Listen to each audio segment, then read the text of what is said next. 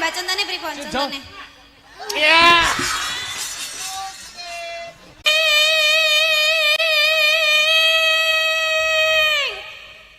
Mbak Marwan iki dadi nggih. Dadi.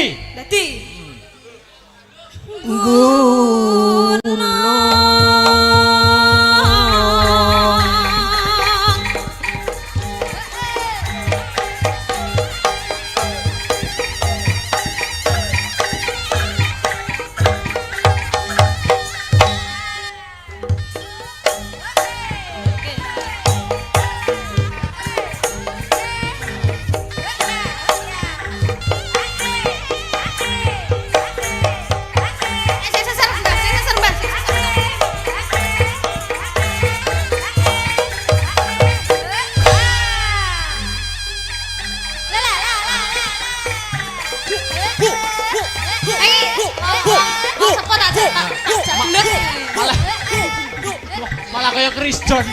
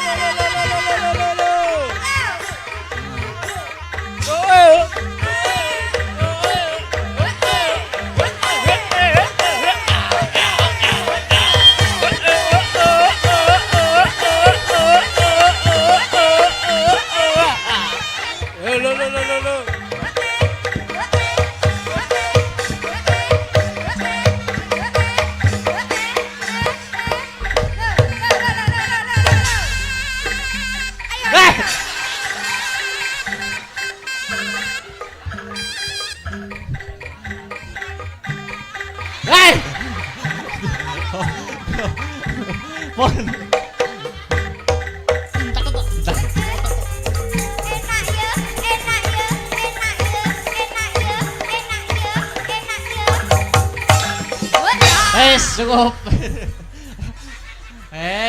Alhamdulillah. Wis, wis. Oh. Nah, dadi Mbah. Wong lagi pisane kok wis menggeh.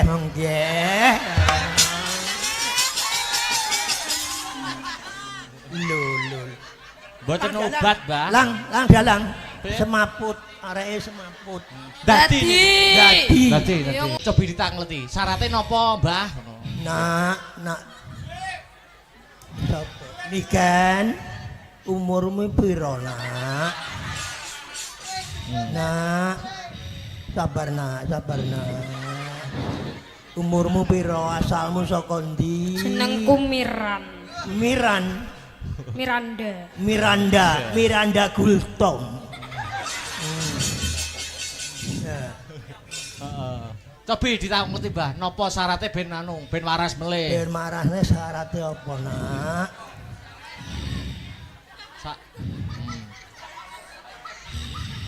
Ambekan sing dawa, Nak. Biasane jaranan iki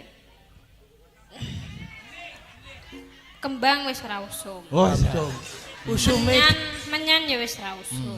usum. Saiki demit iki usume bayar utang. Lah, bayar utang. Dadi lek wis ngono ceritane, aku ora njaluk apa-apa. Njaluke gambar abang. Sitoke ya. Nak ya. Mbahku ora kagungan, sitoke ya, Nak ya. Sembarang. Sik tak jukukno dompetku yo mek sitok tok ya, Nak. Sitok ning ndi?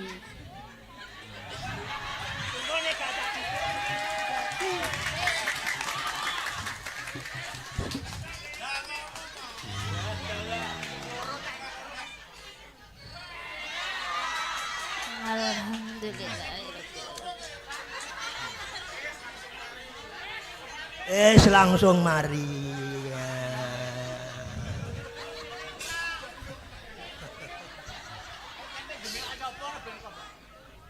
Wah, nah niku lagi iki. Lah niki. Anu dalam mata kaji. Ati goyang, goyang, ati goyang, goyang, ati goyang, goyang, ati goyang, goyang. Tak tak tak tak. Wes. Caping bunyi saiki timeng bawane wis karek Langgame. Oke. Kok terus dindangdutno. Siap. Ya. Niku mengke rencanane dangdutane niku njaran apa mboten? Kersane ndadi ngono. Gak usah. Ora usah. Kok nek ndadi aku engko 100 seneh repot. Oh, ngoten. Yo, nggih. Engko 100 seneh repot lagi kok. Nggih kersane rata ngoten. Kersane rata. Lho, yang yang kono kae. Walah. Ngono kae lho. Oh, yang ti. Oh, nggih, Uti. Ya ampun, Uti. Cantik era. Iya. Do cantik aku po ya gelem. Ngoten. Lah ngono to, cantik elek yo ngopeni. Aja. Cantik elek yo ngeragati. Ya. Cantik setia. Nggih to nganu Mbah napa Pak napa Mas niki? Terserah. Umurmu piro? Kula tasih 13 tahun. Mosok. Nggih. Tenan iku. Nggih. Lah Lah pinten? 31 pun. Lah 31 13 ya padha ae pernah putu karo aku. Pernah putu. Putu. Oh, dadi kula putune jenengan. Alhamdulillah. Nggih, alhamdulillah. Biasane lek putu niku disangoni. Ya nek carane ngene iki ndramus aku ya.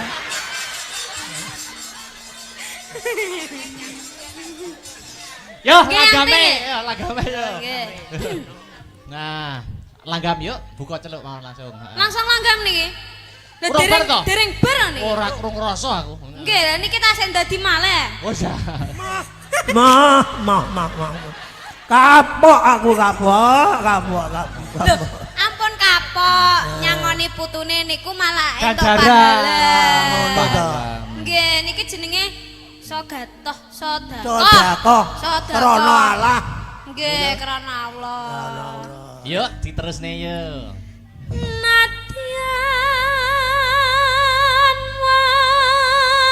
wadon saremi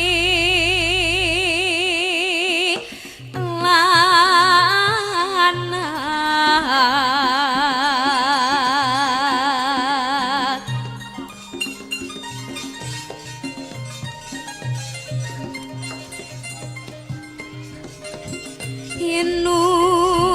inumane banyu bane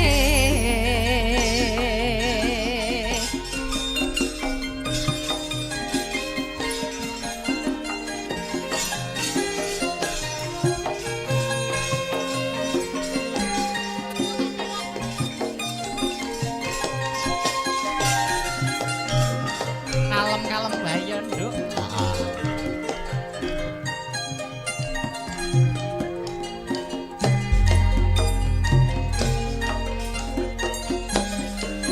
di zaman perjuangan jera kelingan anak jarene wis manang katurutan sing digadang biyen ninggal janji ning saiki apa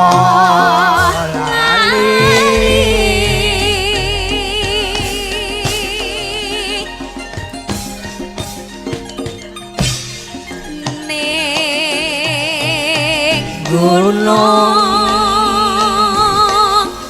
tak Dongi sakno jago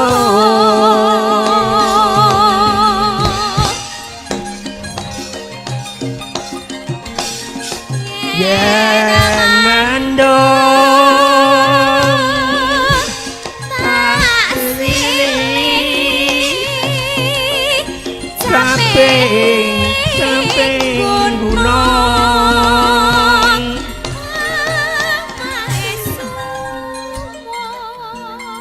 Ah. Ja. syukur bisa nyawang gunung desa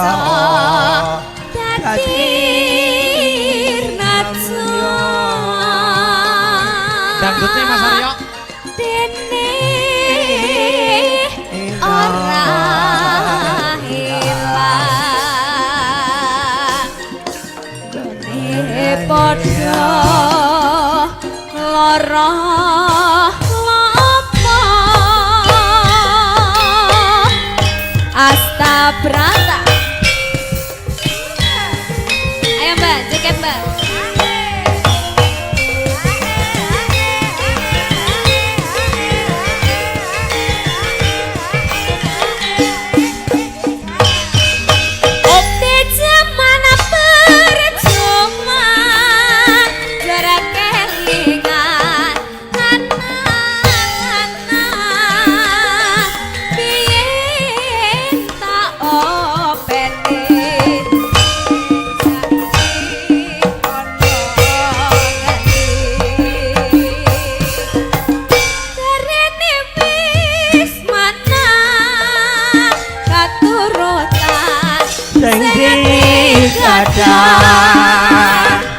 Lien ya janji saiki ana Awas. ning gunung tanan yangi saka jagung yen mandung kasih samping gunung syukur bisa nyawang gunung desa dadi raja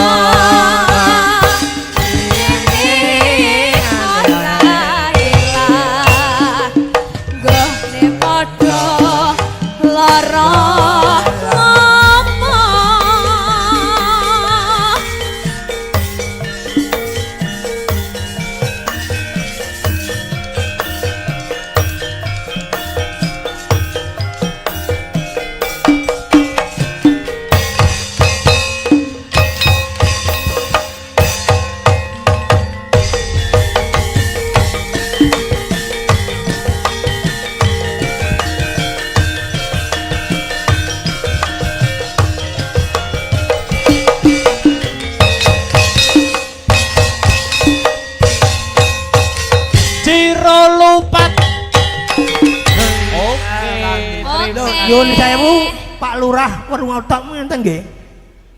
Bapak Lurah Werngotok. Oh, Pak Lurah mboten wonten kula aturi minggah Pak Lurah. Mboten napa-napa. Mboten napa-napa nggih. Nggih, matur nuwun Mbak Marwan. Nggih, sami-sami wadalah. Weh, Dek anak-anakku kowe ya meri njaluk sarang ya. Oh iya no. Bapak Dalang Pripun? dimpet riyen nggih. Wis ya. Anak-anak. Ya. Angel mentok. Bapak, khusus ibu niki minta jauh. Wes. Pripun?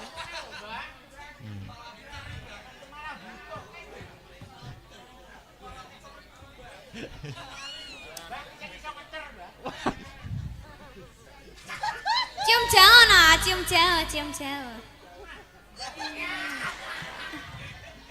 Uti ampun marah nggih. Lho, sendale sing pundi? Sandale Mbah, hati-hati Mbah. Ayo.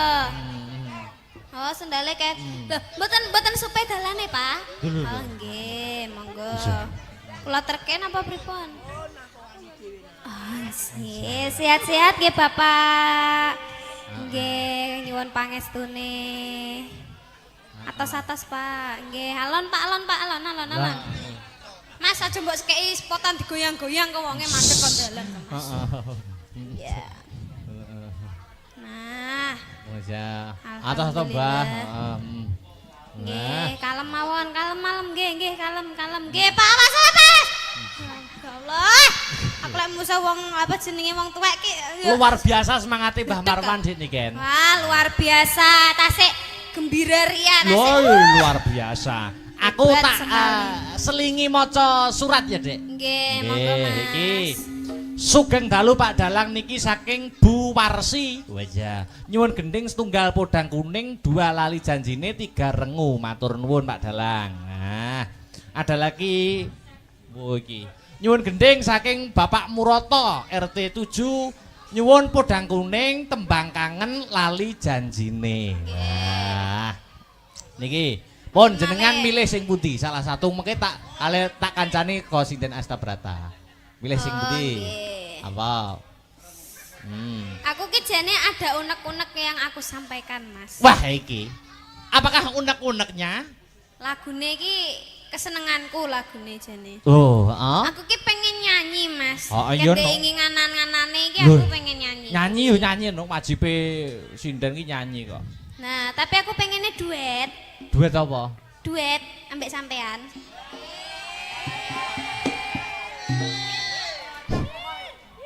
Duet apa? Duet lagune kae lho. Alah sing tak WA kae lho.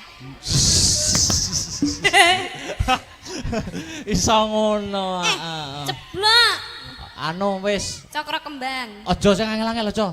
Peh, lali Cokro aku. Kembang. Lali lirike. Sampeyan buka lirike. Aja lali Tak aku. bukane, wis. Liyane wae. Liyane apa? Kadung aku mau ngapalne kuwe ah. Walah Sinden hebat kok. Liyane apa ya? Apa? Sing Dewa Tresna. Dewa Tresna Lara Asmara apa? Dewa Tresna ae. Heeh, oke. Mau sing duet jane ana permintaan mau. Apa, Mas? Rondo Kempling mau ada permintaan jane sing lagu duet. Ndak usom lho wi. Mau Oh liyane kuwi. usune perawan ya. Heeh. Heeh, usume saiki kan lagune sing hit-hit sing nom-nom kan Cokro Kembang, Dewa Tresna, ada 1 2 lebih 1 2 apa piye? Apa? Piye? 1 2 kan mboten duet to. Loh, kabeh lagu ki dikit duet ki iso. Aja, engko 1 rapal aku. Oh iya, Aku wong aja. kuno. Dewa Tresna ae ya. Oke, heeh. Tanjakke ya, Mas. Oke. Engko sing terakhir iki engko salah satu lagune Dibawakan. tetep di iya anu lho ya. dong harus. Iki nuruti unek-unekku sik ngono lho. Sanggar Astra Brata ndak lali toh? Oke. Apa jenenge kuwi mau? Ya engko. Mas Aryo mana guyu aja. Barki 1 2 ya, Dik. Oh iya, barki 1 2 ya. Engko 1 2 engko tak pilih kanca-kancaku engko joget anek tari latare. Oh, oke. Ah. Lek iso jupin-ipin iki Mas. Ora. Mutar. Oh, Mas Bubuy. Iki wis nikatine terancam mesti ya. Wis ana sing terancam wis. Nyapa aku melok ki meng. Ayo Dewa Tresna. Monggo.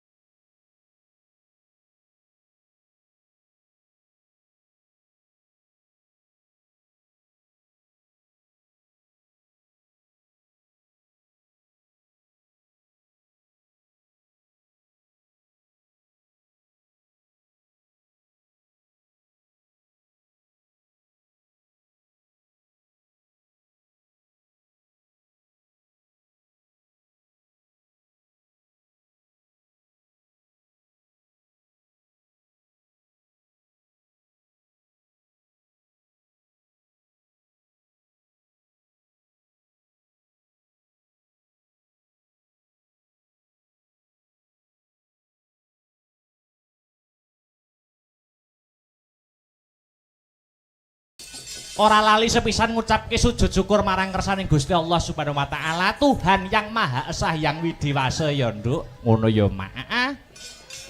Margane merga wis maringi malimbar kenikmatan katentreman wujude kesehatan lahir kang sarta batin, Nduk. Muka tanpa nikmating pangeran. Awake dhewe ya kuwi kalawan warga ing dusun babatan kang sarta paguyupane awake dhewe rombongan saka Astabrata iso kumpul bengi iki melekan tirakatan seneng-seneng bareng mapan ana kene. Wo ngono ya, Mak. Iya. Angka loro ora lali selawat sarta salam kunjuk marang Nabi panutan ya kuwi Nabi Muhammad sallallahu alaihi wasallam. Tumruning para sahabat sak garwa putra wayah khususe Bagindo Hasan kelawan Husain. Amin amin ya rabbal alamin. Iki acarane apa? Piye? Iki acarane apa? Pahargyane apa kok rame-rame mapan ana ing kene? Ngene, Nduk. Acarane ana ing bengi iki tidak lain tidak bukan ya kuwi nyadranan. Wah iya nyadranan. Ana sing ngarani bersih dusun, ana sing ngarani rasulan. Oh iya, ana sing ngarani sedekah bumi. Oh ngono, iya. Maneka warna wujute, maneka warna sesebutane, merga kabeh setiap tempat ya kuwi mempunyai budaya dan tradisi masing-masing. Ning ya toh intine iki padha ya kuwi apa? Ngunjukake rasa syukur marang Gusti Allah Subhanahu wa taala. Wo ngono. Merga wis maringi nikmat sempat ya kuwi wujude kesehatan lahir batin, ya desane diparingi ayem, diparingi tentrem. Oh ngono. Sing kerja nyambut dadi tani, tandurane lancar, panene apik. Oh ngono. Iki syukur wujude syukur para warga masyarakat bareng-bareng ngunjukake syukur marang Gusti Allah Subhanahu wa taala. Eleke apa? Oh ngono ya, Mak. Iya.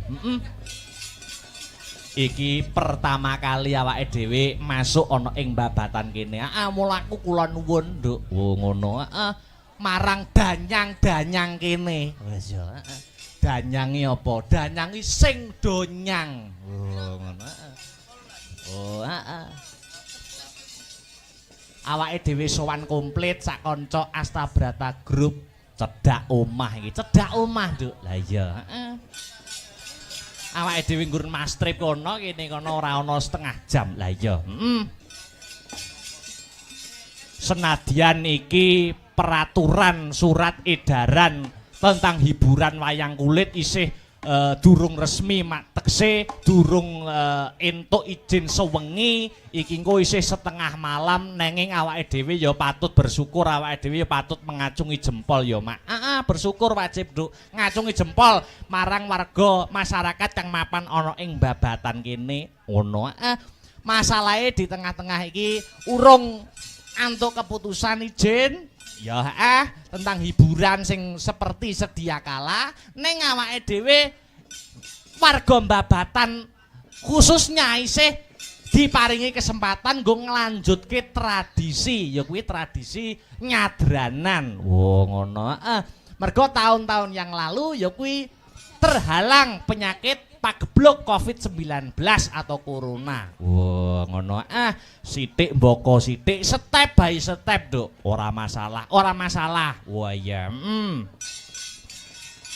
Iya, Mak. Nanging ngambak iki mengko ora sewengi, ambak awake dhewe uga lagi pertama kali ngambak ing dusun babatan kene.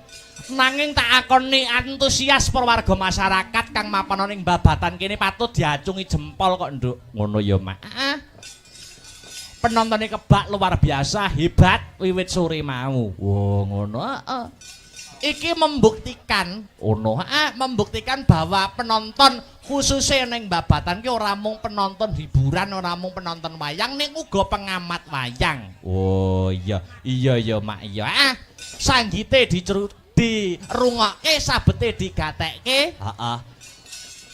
Dadi apa-apa ki mangan, Nduk. Lah iya, muga-muga awake dhewe ana ing tahun-tahun ke depan iki tetep bisa nyambung tali silaturahmi, tali paseduluran karo para warga masyarakat kang mapan ana ing dusun babatan kene. Amin amin, Nduk. Amin ya rabbal alamin. Heeh. Wah, luar biasa. Matur nuwun dumateng para panitia sumrambahipun para warga kang mapan wonten ing babatan dene wis maringi kapitayan kepercayaan kanggo awake dhewe sakanca ketiban sampur gelar kelir gantung gong mapan ana ing kene. Oh ngono ya, Mak. Khususe matur nuwun marang ya kuwi Bapak Marwan. Oh ngono Mbah Marwan. Iki sing request lakon. Oh iya. Uga Pak Satino. Oh iya. Luar biasa. Lan sedaya panitia ingkang boten saged kula sebataken setunggal mbaka setunggal intinipun kula matur nuwun. Amin. Amin ya rabbal alamin. Luar biasa, Nduk. Heeh. Nek ngajeni seniman para warga masyarakat khususnya para panitia iki hebat tenan kok, Nduk. Ngono ya, Mak. Aku sak rombongan lagi teko, wah suguhane banyu mili. Suguhane banyu mili, suguhan metu. Ya ingkung, soto, ya. Banyu mili, Nduk. Bareng aku ning guri, bareng aku ning jeding. Lah kok jedinge ora enek ciduke. Ya. Lah terus tak celupne ngono ya, Mas. Ya. Iya, alhamdulillah. Luar biasa. Iki uga titipan saka panitia. Heeh, piye? Iki mau ora ana sambutan, ora ana kata sepatah kata dua patah kata mergo menghemat waktu, mergo ora sengi. Ya, mula saka panitia aku mewakili, aku dikon ngandharake, aku dikon menggarisbawahi bahwa pagelaran malam hari ini panitia mengucapkan terima kasih kepada seluruh warga masyarakat kang mapan ana ing dusun Babatan awet sengkut gumergut gotong royonge. Wo ngono urunan ya ta, perjo bareng ya, nglumpuk bareng. Oh iya ya didongake ana ing acara kene nyadran kene didongakne ndrok nok anakku limbuk muga-muga bubar rampung acara nyadranan ana ing Babatan kene muga-muga Babatan kene dadiya ya dusun sing baldatun thayyibatun warapun ghafur ayem tentrem gemah ripah karta tata raharja murah sandang kelawan pangan adoh saka bencana alam para warga masyarakate pinaringan rejeki ingkang kathah melimpah tur kebak marang barokah Allahumma amin. Wah ya wah luar biasa. Iki bersih dusun nyadranan kang mapan ana ing Babatan kene iki menggambarkan nasionalisme, nek ku ngarane siji nasionalisme, loro gotong royong. Kok iso biyung ngandhakake kaya ngono? Mergo apa? Mergo bersih dusune Babatan ki bareng ya kuwi kang mapan ana ing bulan Juni iki bulane Bung Karno. Oh ngono. Dadi adanya bersih desa ki semangat nasionalisme. Wah ya beda agama ora aja nganti padu, beda panemu aja nganti satru. Wah iya, beda pilihan aja nganti gontok-gontokan. Iya Mak, iya ngestokake dawuhmu. Iki ngepasi bulan Juni bulane Bung Karno, ya to? Dadi temane nasionalisme. Ana ing bersih desa kene, bersih dusun kene. Sadurunge ngunggahke sang bintang tamu, ngaturke sak tembang sing mares sing gumiak. Kanggo membangkitkan jiwa-jiwa nasionalisme, patriotisme. Apa kuwi 4 pilar. Wah iya. Pelok. Ya kuwi 4 pilar. Ya kuwi Pancasila, Bhinneka Tunggal Ika, NKRI karo Undang-Undang Dasar 1945. Buka bonang. Oh iya. Oh ya anggitane almarhum Maestro Pedalangan Ki Haji Mantep Sudarsono. Wah iya 4 pilar. Monggo dadoske kanggo membangkitkan rasa nasionalisme warga dusun Babatan. Monggo dados. Yo.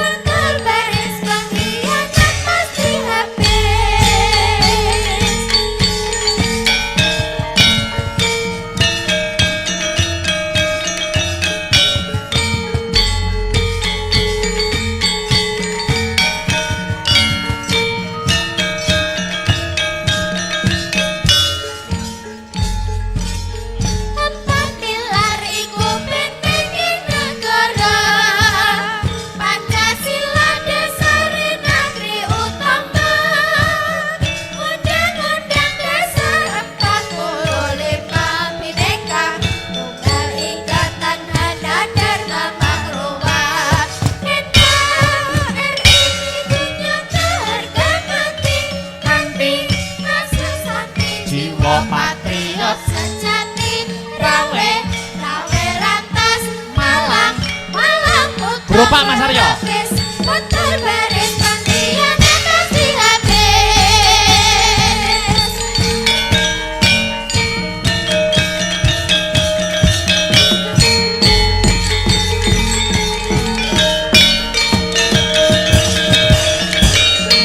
Empat pilar wis katur.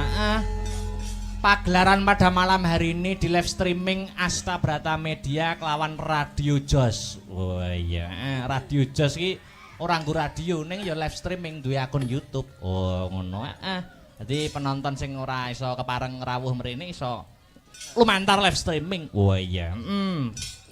Ayo iki ding ditunggu-tunggu. Kudu lumaku sing dianti-anti kudu dadi bukti. Apa bintang tamu sing wis diarep-arep karo marga masyarakat kang mapan ana ing babatan Dik Niken Salindri. Heeh. Ya, Spote Mas. Mas Aryo, monggo wis, heeh. Ayo, Niken Salindri. Yo.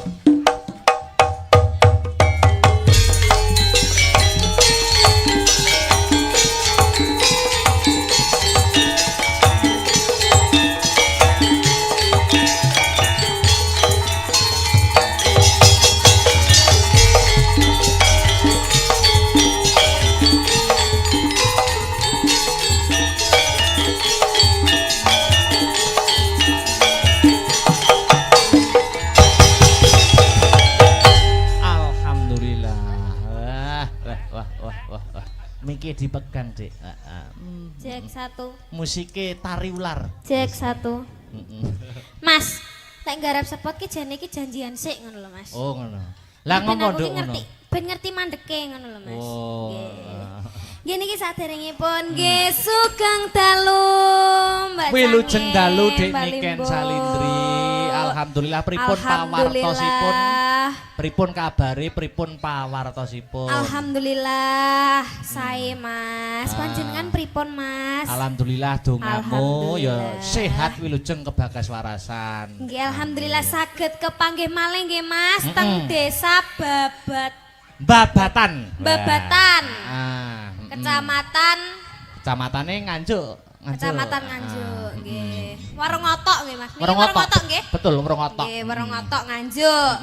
Nggih. Wah, luar biasa malam hari ini, malam yang ditunggu-tunggu, malam yang dinanti-nanti. Suasana penontonnya gimana? Suasanane tumplek-blek Mas. Wah, bakul-bakul do rame alhamdulillah. Niki acara bersih dusun nggih. Dongakne apa Dik Niken? Didongakne mugi-mugi warga Babatan pinaringan panjang umur, sehat walafiat. Amin. Terus panjang umur, terus rezekine juga panjang, rezekine turah-turah, kathah barokah. Amin. Maripah loh jinawi. Sing duwe utang didongakne nyapa, Dik? Didongakne ndang utange ndang lunas ge ndang utang maneh. Ngoten to, Mas? Heeh. Tak kira sing duwe utang didongakne sing ngutangi lali. Heeh. Ya aja Mas, lek lali tagene akhirat. Oh, karuan utang mari utang lunas utang neh. Soale wong urip kuwi kudu utang. Ben semangat. Ben semangat. Ben semangat nyambut gawe ya ta. Luar biasa. Sampeyan duwe utang enggak? Apa? Sampeyan duwe utang enggak? Alhamdulillah ora ono. Ora aja sampe ya Mas ya. Heeh. Cek enom mosok ya utang isin-isin. Wah, iya. Ayo. Nggih. Heeh. Babatan ki nek pantune. Lho. Oh nggih. Ning dusun Babatan Oh nek pantune. piye? Contone piye contone? Tuku ketan Heeh. kecemplung sumur. Artinya? Warga Babatan mugi-mugi panjang umur. Amin. Wah ya ampun ki bolo-boloku Mas. Lah ning kene cah cilik-cilik iki. Menyupport ya. Nggih. Tuku oil kecantol kawat. Apa kuwi? Pak Kolil kula nyuwun sangu, Pak. Pokoke ngono, wis pokoke. Aku yo ono pantun, Monggo. Mau sing pertama piye mau? Sing pertama tuku ketan. Tuku ketan kejegur sumur. Artinya warga Babatan mugi-mugi panjang umur. Amin. Aku yo tuku ketan rasane legi. Lho, sampean duwe dhuwit Mas tuku ketan? Duwe dhuwit ra? Tuku ketan win duwe dhuwit ora? Ya utang mau sik. Utang.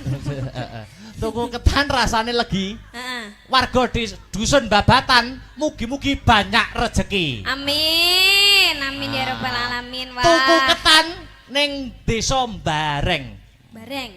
Nggih, terus warga Babatan, Terus ya wis. Kuwi kenyataan kok ora pantun kok.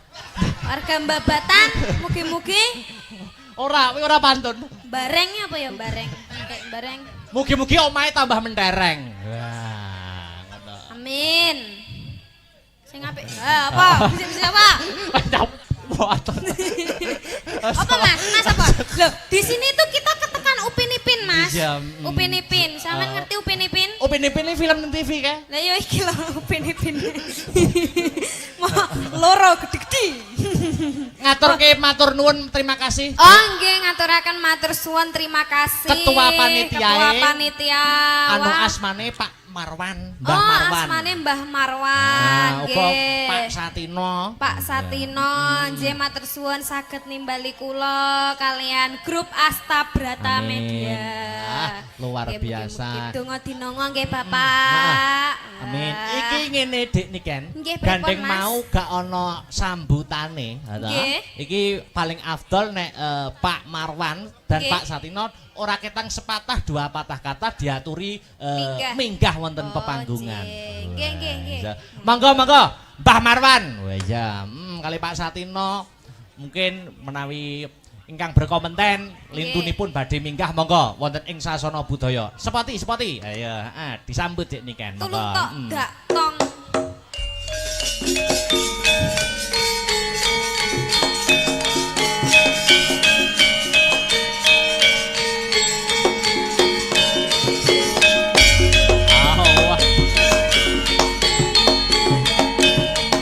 Monggo Bapak, pergi Pak.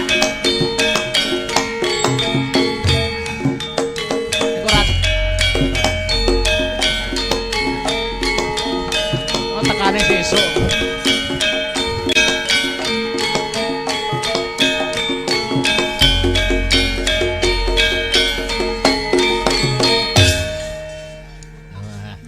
Alhamdulillah.